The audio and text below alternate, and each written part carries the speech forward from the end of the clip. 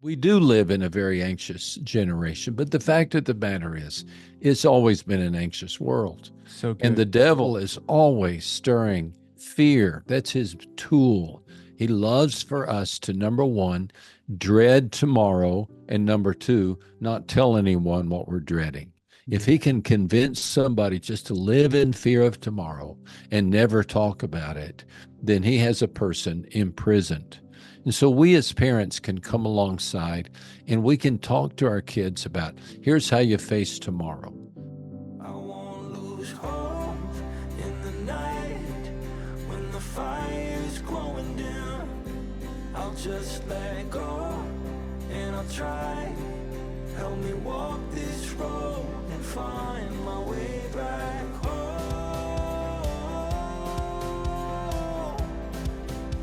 Find my way back home.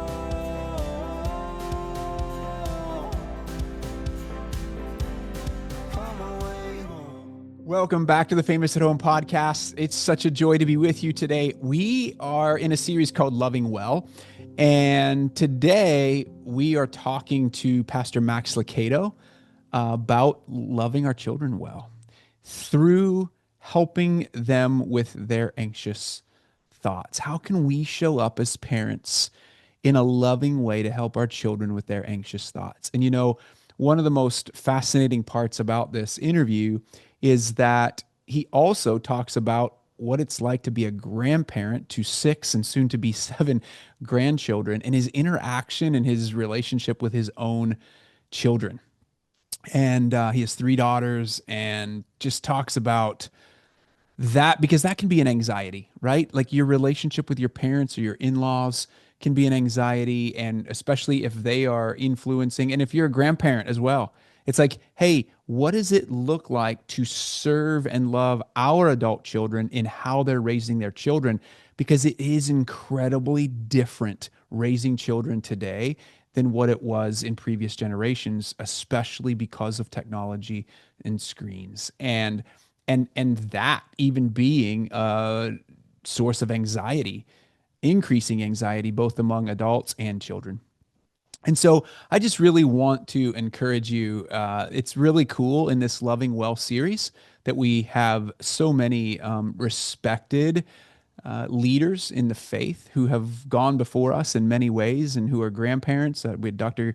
Gary Chapman, and now we're having Pastor Max Lucado as just gentlemen who genuinely have loved well in their own families and are loving well in their own families that we get to learn from them. And so I just really want to encourage you. We're going to put Calm Thoughts for Kids, which is Pastor Lucado's new devotional. We're going to put that in the show notes. We also have What Do I Do with Worry in the show notes as well. That is our children's book on helping kids with worry. But if you yourself are also dealing with anxiety or worry at some level, which many are, Pastor Lucado has a number of books he's written in the past about this as well. And we talked about one at the end called Traveling Light, which I just love that title. These are in the show notes today. Make sure you go pick up a copy of that. More than anything else, I would just love for you as you listen into this to think about what is your most useful takeaway? What is the one takeaway for you that you will apply with your children and in your own family as you listen to this episode?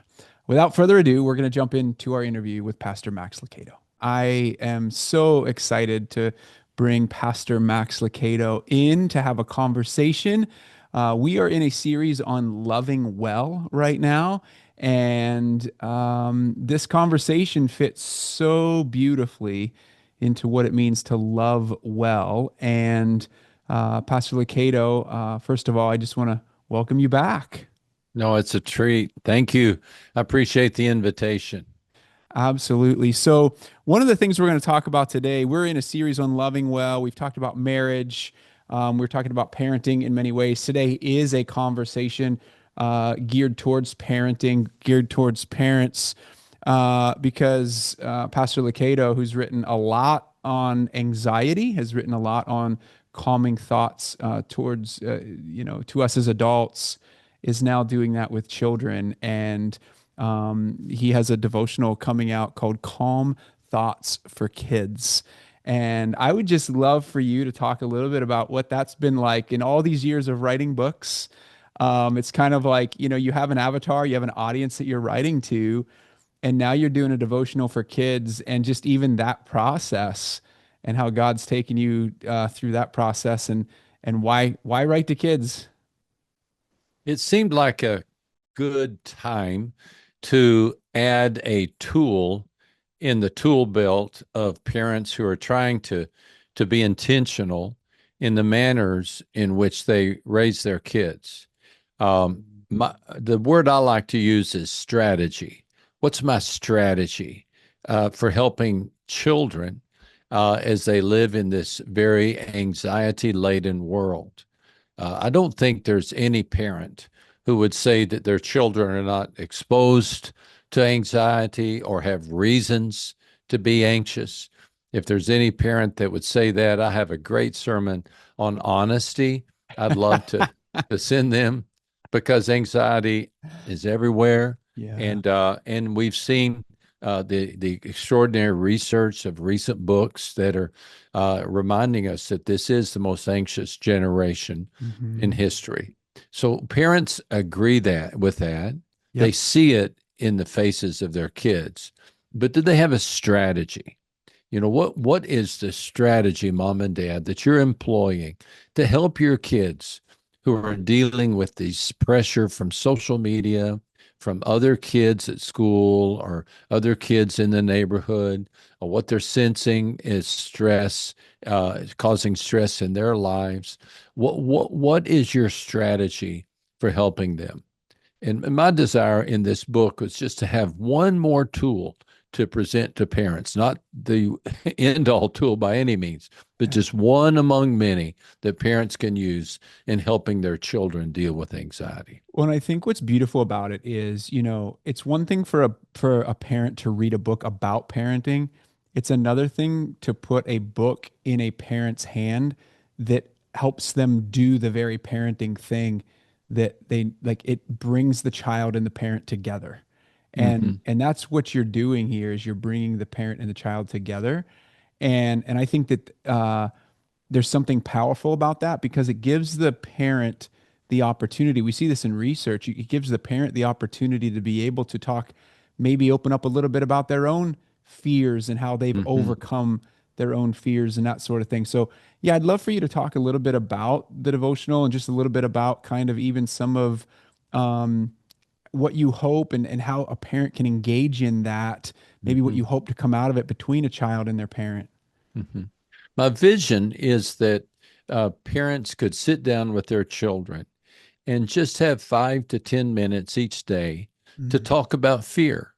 That this pervasive emotion that can really take its toll on us could be brought out of the shadows, and that moms and dads and kids could have a format, a situation in which they're just going to talk about Mm. their dreads, their anxieties, what they're concerned about.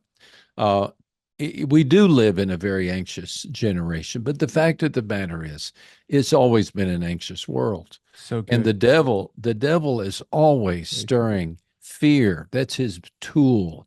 He loves for us to, number one, dread tomorrow, and number two, not tell anyone what we're dreading. If he Yeah. can convince somebody just to live in fear of tomorrow and never talk about it, then he has a person imprisoned. And so we as parents can come alongside and we can talk to our kids about here's how you face tomorrow. The way the book is laid out is that we structured 90 different readings that are geared toward children to read at that level. And then there are there's a scripture to memorize, there's a question to ask, there are topics to discuss. And so I think it's digestible, I think it's accessible with the kids. And this is something I wish I'd have had when I was raising my daughters. I don't remember anything like this. I think it would have been a terrific tool. But now that I'm a granddad, 6 times over and about to be 7 times over, I'm going to put it to good use. And you just had, did I just see this recently? I think I saw it maybe online. You just had your sixth grandbaby, and Yeah, now you have yeah. 7 on the way. Just Seven. Yeah. can we I have just enter into that real quick? Isn't that great? I Yeah. have three daughters, and those three daughters already have kids. One has two, the other two have one apiece. And then all three have been pregnant at the same time. One Oh, gave birth to a little boy last month. One gave birth to a little girl just last week. In fact, I just got home from Austin. I live in San Antonio, Texas. She lives in Austin. And we spent, I think, 4 nights, maybe 5 there, oh. helping take care of their soon to be 3-year-old. Boy, and I came home worn out. I'd forgotten. Great little guy, but he never stops. And Never. then we have a third daughter who has a 2.5-year-old daughter, and she's about to have a little boy in about 6 weeks. So it's a busy, a wonderful, kind of chaotic time for our entire family. Man, and what a legacy. What the multi-generational legacy of being able to experience that as a grandfather, your wife as a grandmother. That is a just a Hmm. beautiful thing. Like as you look back on that, I just love to hear even from your own raising kids to so you raising your 3 daughters to today what your daughters are facing, as it relates, because as you said, we've all had anxiety. It's been the enemy's tactic. But have you seen it? Do you see it differently for your daughters in raising their kids than maybe even when you were raising your daughters? The entertainment world and social media world are at an entirely different level than when I was raising my kids.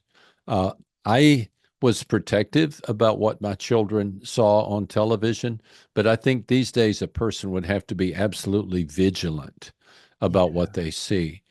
Because the fact of the matter is that the second half of Romans chapter 1 is on full display in the entertainment and social media world, and that is, it is led by people who have chosen to live as if there is no God, and they're making decisions as if there is no God. So And that scripture in Romans chapter 1 says, so God gave them over.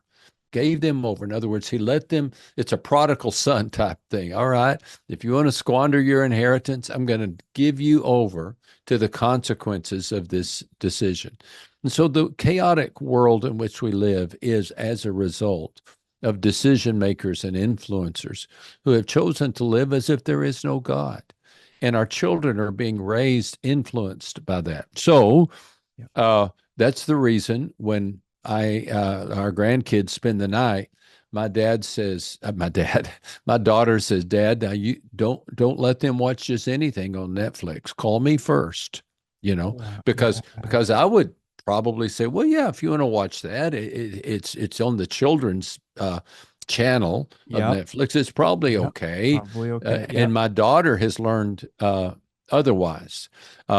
And my other daughters have said, Dad, don't just let them have your phone. Don't just let them sit there and play with it. We're afraid of what they might see. So they are more vigilant than I am. I just wasn't aware of how wacko and wonky things have become. And And could so you speak to that a little bit as a grandparent? I know we're getting a little bit away from the calm thoughts for kids, but yet it's not, because there is a passing down. There's an epigenetic influence from parents to kids of their own anxiety. And I think one of the anxieties and fears that a lot of families who are probably listening to this right now that have is the relationship between adult children and their parents, so the grandparents and the parents, and your daughters are saying, hey dad, hey grandpa, uh, I'm raising my kids this way. And what I'm hearing you say is we're teachable in that. We're listening to what our daughters are doing as opposed to going, you know what, they're going to be fine. It's time to spoil them. I'm a grandparent now. I get to do this. And we see a lot of tension between adult children and their own parents when it comes to raising the grandkids.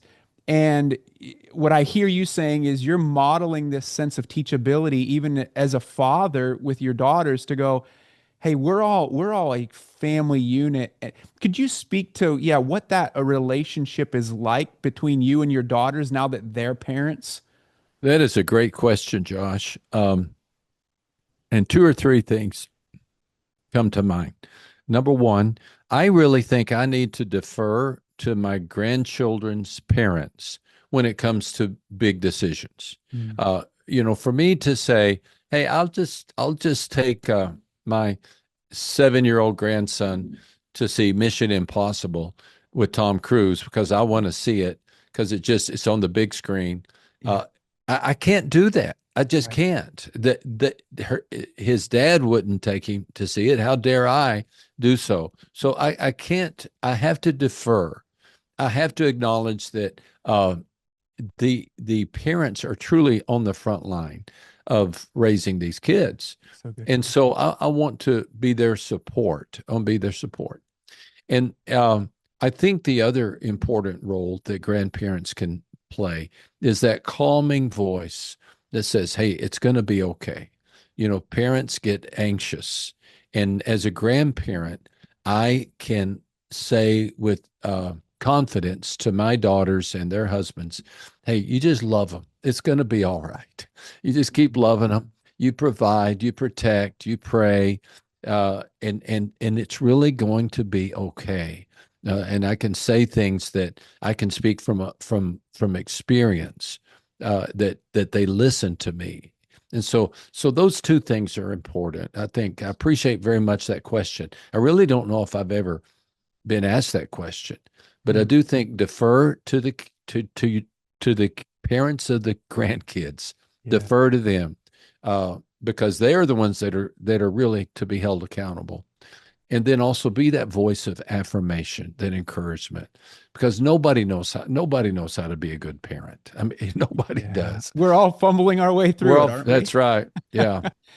Well, and I really appreciate it because I know that that is a tension point for a lot of adult parents today is their own parents and the interaction between, hey, well, we just always did it this way, and so this is the way Mm, to do it, right? And so, yeah, I just hear your mm. humility and teachability in that, and the way that you're engaging your grandkids. And I just thought it was beautiful. I think it's important because What a great question. Yeah. these are the It, anxieties. Yeah, go ahead. Yeah, well, I just might say it might be good for you to ask your parents. Yeah, now I'm speaking to the parents of the Yeah. children.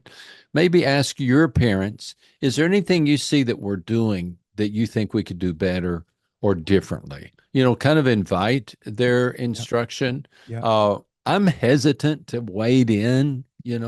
I don't know what their world is like. It's different than it was when I was raising them.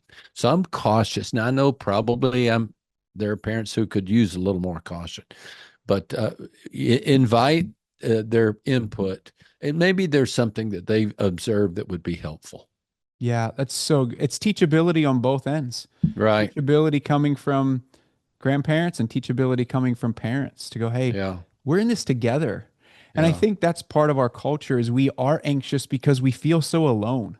We're Mm, you said this earlier, we're more digitally connected than we've ever been, but we're also more socially isolated than we've ever been. And it's lonely. A lot of parents yeah. feel alone and lonely in their parenting. And to be able to bring our families together, that multi-generational influence, I think is really important, but it has to lead in humility and teachability, and you're modeling that well. So I appreciate you addressing that question because these are anxieties. I mean, these are things that, and I would ask this question too for the parents who feel ill equipped or unequipped to talk to their kids about anxiety or to talk to their kids about fear. How would you encourage them?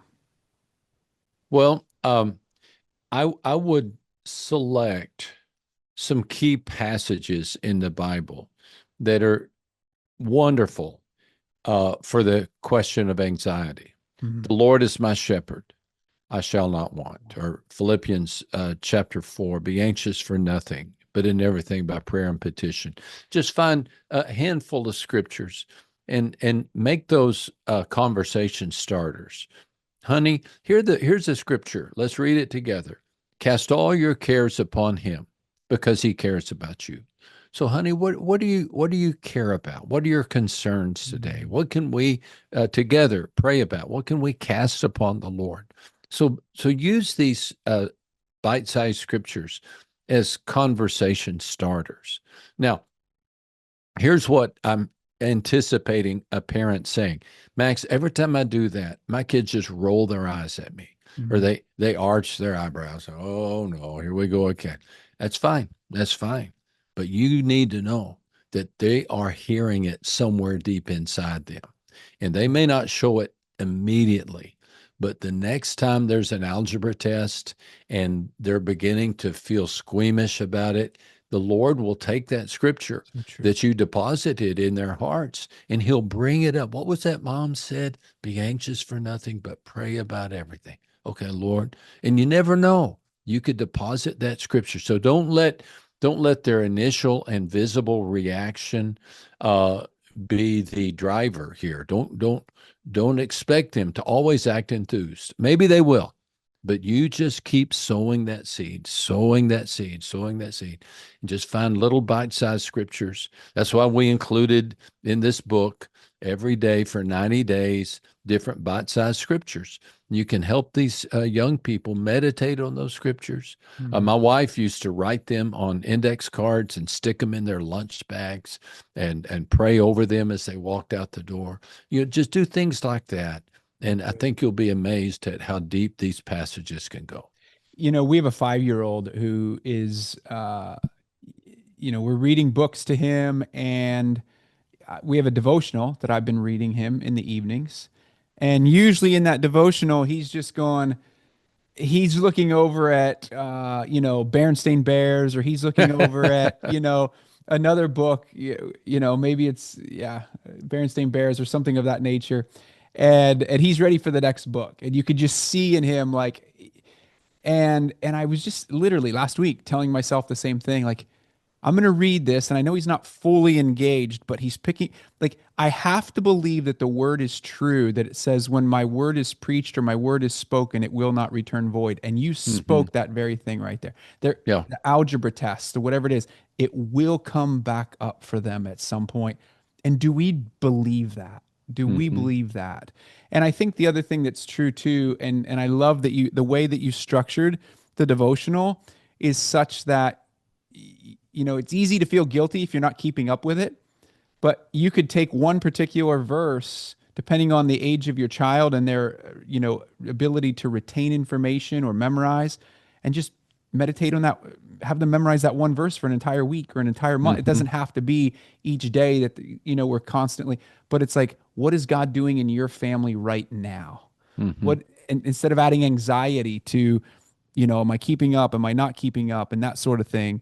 Well, one of the things that I hear quite a bit from parents is I'd love to have spiritual chit chats with my kids, call it what you want, a family devotional or Bible time, but I don't know how. I don't know how. I don't know. I don't have enough stories. I don't have any ideas. Well, tools like this are for that purpose. Uh, Yes. there are resources to help you. You don't have to reinvent the wheel on this particular book that I've been a part of is I think a phenomenal tool. There's dozens of them, and so just pull them off the shelf, and let them be your conversation starters with these kids. I love it. And the way that the book is structured, it covers topics like fear is a big bully, take a swing at your giant. Talk just a little bit about, yeah, story as it relates to children. Yeah, the fact that the Bible is a story is such a fascinating idea to me. Mm. When we think about the Bible, some people think of a compilation of just lists or statements or dogmas. It's not. It's one grand story in which God relates his interaction with his children and his dream for eternity. It's a story. Stories are stickable. Stories are applicable. I mean, who can't relate to David and Goliath or Daniel in the lion's den or Jesus walking on the water? These stories stick with us and they come to life within us as we begin to live with them. So it's just a wonderful thing to engage your child. I can remember one time my kids were all elementary school age, and we reenacted the children of Israel walking through the wilderness and God feeding them with manna from heaven. Here's an idea. I took vanilla wafers and I put them on the top side of our ceiling fan. And so we were walking through the living room, and my wife turned the ceiling fan on right when I talked about God dropping manna from heaven. And here these vanilla wafers go flying everywhere. Well, that's one of my better ideas. And my kids still talk about it. They still discuss it. Uh, Wow. so those kind of things are fun and they Yeah. stick with the kids. And you don't have to come up with a great one every night, but there are many that you can use. Well, and to your point, it's not just left brain knowledge, it's experiential. Like one of the Hmm. things that we do is we do Sabbath on Friday nights Yeah. as we enter into Shabbat. And Yeah. we have the absolute best dessert on Friday nights only. In fact, it's about the only night they get dessert throughout the week. And we do that on purpose because we really want them to experience and taste and know that the Lord is good and He allows us to enter into rest. And Mm-hmm. I don't have a ceiling fan moment, but our weekly dessert every time. That's great. I'm so impressed with you. We could all follow your example and learn from your experience about being intentional as a parent, not Oh, accidental, but intentional.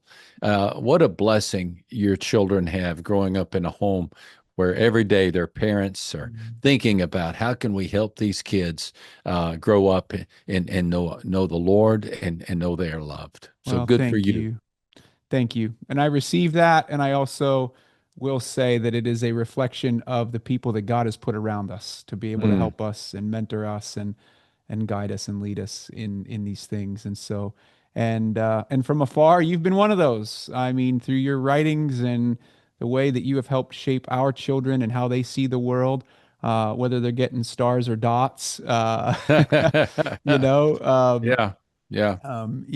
it has been beautiful. And so I'm going to leave you with the last thought. We will put Calm Thoughts for Kids. It is in the show notes, as I mentioned in the introduction to the episode here. And I just want to make sure that, uh, guys, this is a living out of our faith with our children. And these resources, like Pastor Lucado is putting out, are opportunities for us to shape the hearts and the home, Hmm. shape the hearts of our kids, but also the environment of our homes. And Hmm. so, yes, it can feel frustrating if your child's ready to go to the Berenstain Bears or Bluey or something like that. But trust, as Pastor Lucado said, trust that when they hit those hard moments, that the things that we are shepherding them in they're being discipled by something, Yeah, yeah. Good and point. Yeah, we have to pay attention to what it is yeah. and who it is that's doing the discipling. So, Pastor Lucado, I want to leave you with the last thought, the last word Mm. here, as if there's anything you want to share with the families who are listening today. I would emphasize the word strategy. What's your strategy? Nobody knows everything about being a parent, but we can, we have a strategy that our kids play baseball. We have a strategy that they do well in spelling. What's our strategy when it comes to anxiety? What are two or three things that we can do on a regular basis that will help our kids as they live in this anxiety riddled world? I think that's a fair challenge, a good question, and may the Lord give you a strategy that helps your children stay strong and healthy. Ah, so good. Strategy. Yeah, so I want to leave you with that today. What is your strategy?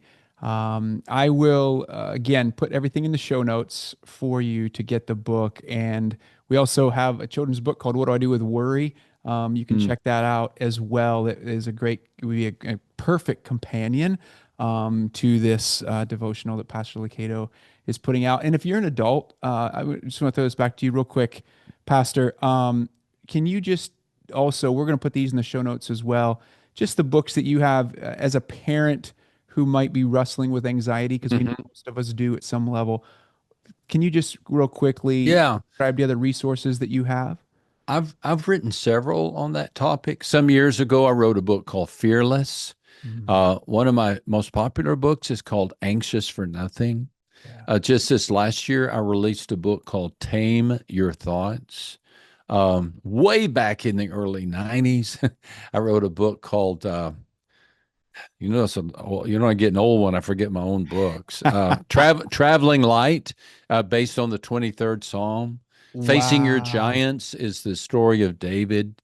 So several of my books deal with this whole idea of living with a faith in a fear-filled world. I need to go back and read Traveling Light. I've not known that book. I need to go get it. Some of those, wow, that's amazing. Thank you for sharing that. We're going to put these in the show notes so that you can go get them as well. I love that idea of Traveling Light. Oh, just feels so good. Stole that title from Eugene Peterson with his permission, by the way. With No his kidding. permission. Yeah. He wrote a book called Traveling Light. I love that title. Yeah. And I wrote a sermon series and I called it Traveling Light, but I didn't think it would be respectful to call a book by the same without his permission. And he said, Max, he said, my Traveling Light didn't do very well. Maybe yours will do better. Go ahead. What a sweet man. Oh, Good that's man. oh, Brilliant man. Yeah. Oh my Yeah. goodness. You're not kidding. Yeah, one of the giants of the faith. Maybe. Yeah, our modern day. Well, thank you, Pastor Lucado. I just want to bless you as you go love on those grandbabies. Thank you, my friend. All the right. best and keep it up. Thanks for being such an inspiration. You're so welcome. Until next week, keep in mind that the greatest red carpet you will walk is through your front door.